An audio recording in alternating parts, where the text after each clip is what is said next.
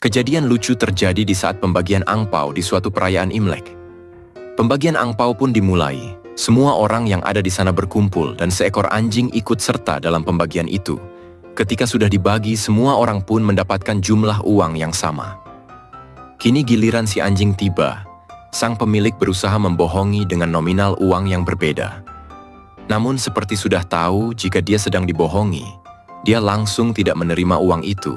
Lalu sang pemilik pun mencoba membohonginya lagi dengan uang lain.